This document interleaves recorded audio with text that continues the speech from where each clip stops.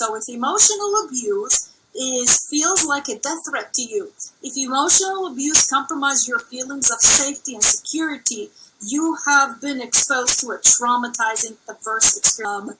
The trauma is that you're exposed to the traumatizing situation.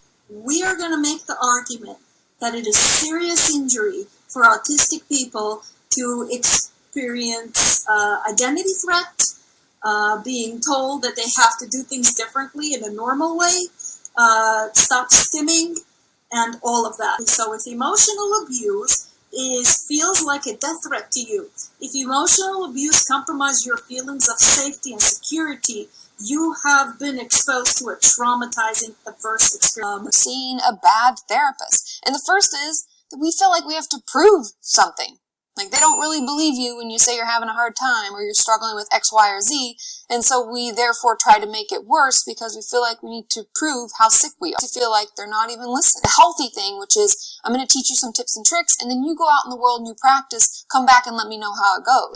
When your feelings and emotions are being invalidated by a therapist, a psychologist, a coach, a counselor, and oftentimes healing yourself is also with help from a counselor or therapist or a coach. You know, when I was going through the stress, the terrible stress, the anxiety, is that I didn't really at that point really realize what I was going through. And I had, of course, a form of PTSD.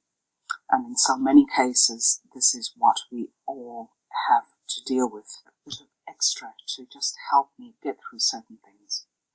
And I remember I visited, I think, a total of 3 psychologists, and I was very much invalidated. I was told not to be angry.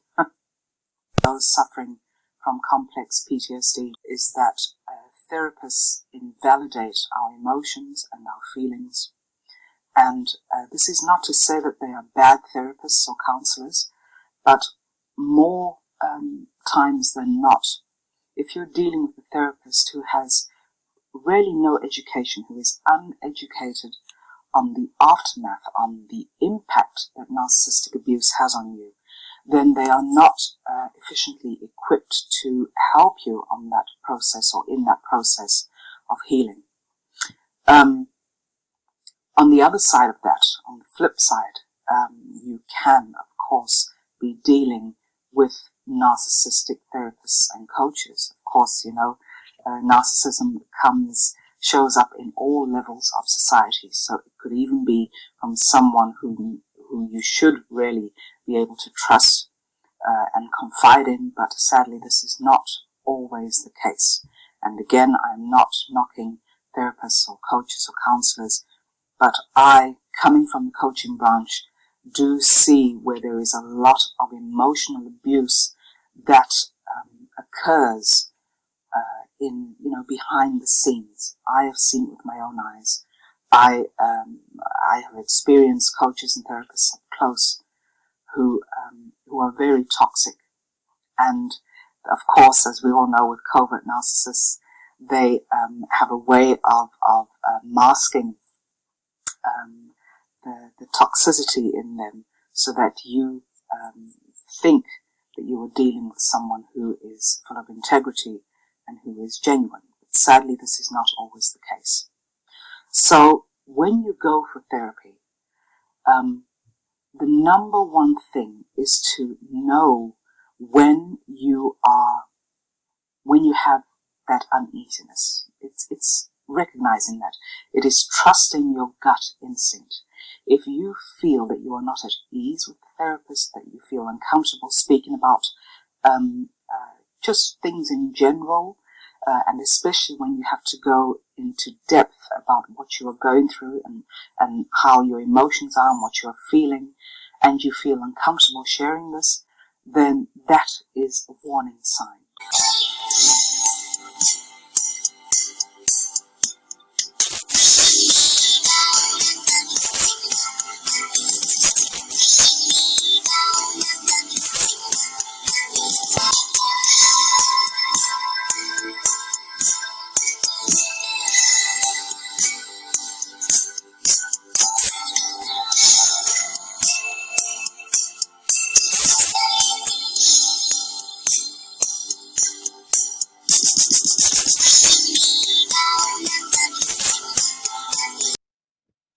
Invalidation is a painful trigger to a deep wound.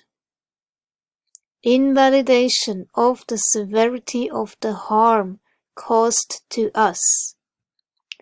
Invalidation of our needed and rightful emotions.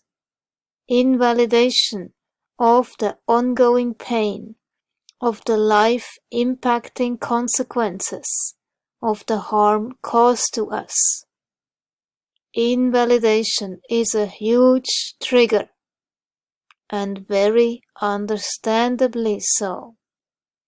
It is other people's ignorant or selfish denying of everything we have endured and continue to endure, and we are allowed to not be okay with that.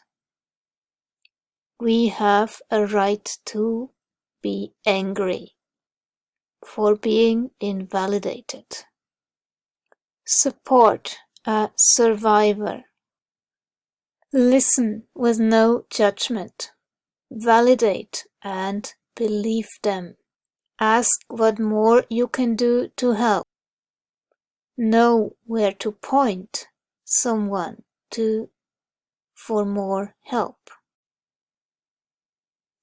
Invalidation is a painful trigger